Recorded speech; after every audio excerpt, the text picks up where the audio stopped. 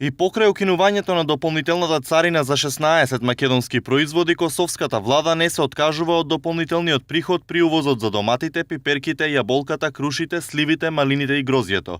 По денешниот состанок на ЦЕФТА во Белград, министерот за земјоделство Љупчо Николовски ја поздрави одлуката за делумно укинување на мерката, но ја повика косовската влада веднаш да ги укине и царините за преостанатите 6 производи, со што директна штета трпат македонските земјоделци. Бараме и особено Македонија тоа го инсистираше на денешниот состанок заради тоа што дел од производите за кои што останува на сила ова 30% воведена царина, особено ги се однесува на некои од македонските производи за кои што во моментот имаме извоз во Косово.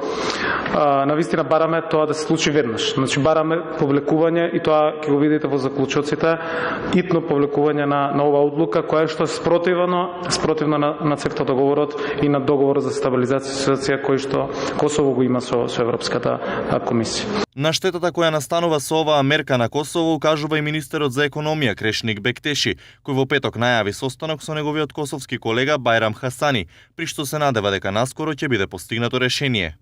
Уверен сум дека имаме заедничка цел, а тоа е олеснување на трговијата на Западен Балкан, согласно правилата на ЦЕФТА договорот и принципите на слободна трговија.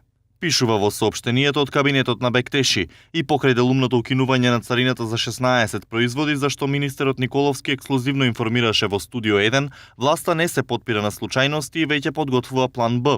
Како што најави тој, од Белград се разгледуваат мерки за ублажување на штетите кои би ги претрпеле земјоделците.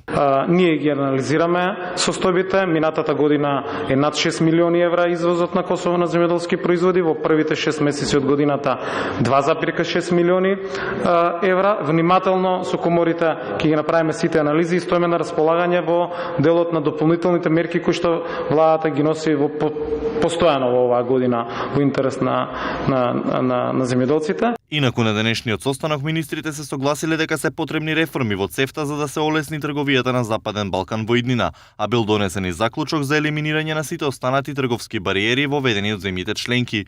Извори на еден ТВ брифираат дека делумното укинување на царините се должи најмногу на преговорите со македонската страна како најзасегната од косовската мерка.